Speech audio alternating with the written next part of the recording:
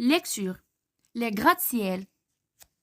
Au XIXe siècle, l'acier fait son apparition de la construction, permettant aux architectes de nouvelles conceptions. Ainsi, naissent aux États-Unis les premiers immeubles très hauts appelés gratte-ciel. Il existe depuis l'Antiquité des bâtiments de grande hauteur.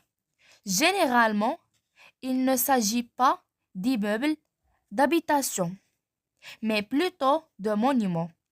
Ainsi, la pyramide de Khéops, dont la hauteur atteint presque 150 mètres, est un tombeau. On peut citer aussi le phare d'Al-Aqsa, 135 mètres. La tour Hassan, 44 mètres. Araba. Au Moyen Âge, les flèches de certaines cathédrales dépassent aisément les 100 mètres de hauteur. Le gratte-ciel, à proprement parler, naît aux États-Unis vers la fin du XIXe siècle. La reconstruction de Chicago après le grand incendie de 1871 a permis l'émergence d'une nouvelle approche de la construction d'immeubles afin de réduire les coûts liés à l'augmentation du prix des terrains. Il fallait trouver un moyen pour se protéger en même temps de l'eau, surélévation et du feu, ossature d'acier et non plus de bois.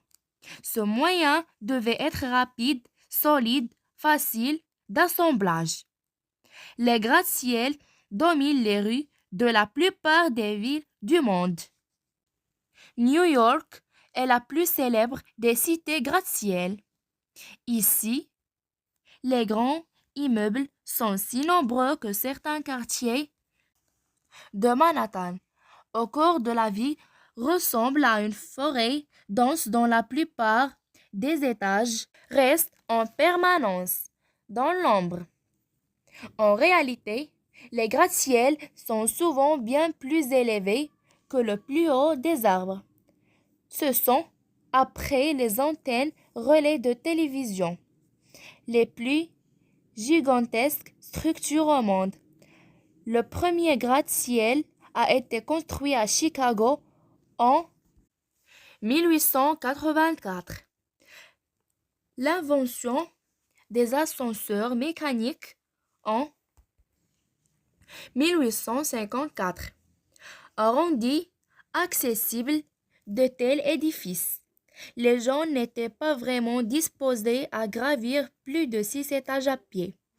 À New York, il y a un siècle, les terrains constructibles étaient si rares et si chers que les architectes n'avaient pas d'autre choix que de bâtir en hauteur. Bientôt, de nouveaux édifices s'élevèrent de plus en plus haut. Leur style rappelle pour certains les tours, les palaces et les églises des siècles passés. Les pays du Golfe et spectaculairement les Émirats arabes unis ont également multiplié les constructions. Le Burj Khalifa a atteint une hauteur finale de 828 mètres, tandis que la Kingdom Tower à Jeddah, en Arabie Saoudite, atteint plus de 1000 mètres.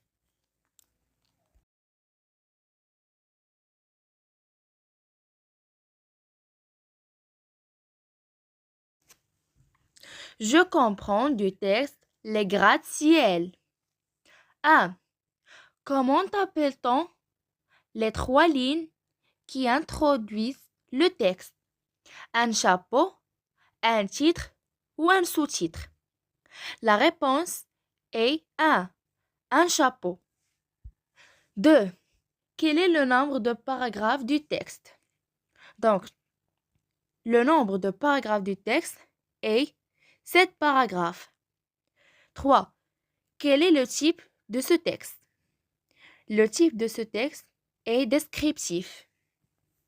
Qui a traduit ce texte? Le texte est traduit par Isabelle Turner. 5. Sur quoi informe ce texte? Ce texte informe sur les gratte-ciel. 6. Où et quand a été construit le premier gratte-ciel? À Chicago en 1884.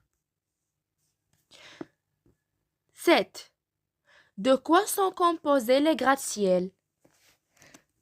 Sont composés par des étages. 8. Pourquoi t'ont inventé des ascenseurs et en quelle année? Car les gens n'étaient pas déposés à gravir plus de 6 étages en 1854. 9. Pourquoi les architectes bâtissent-ils en hauteur? Les architectes bâtissent en hauteur car les terrains constructibles étaient si rares et si chers. 10. Quel est le gratte-ciel le plus haut du monde? Donc, le gratte-ciel le plus haut du monde est la Kingdom trouvée à Jeddah. 11. Où se trouve le Burj Khalifa? Burj Khalifa se trouve aux Émirats arabes unis.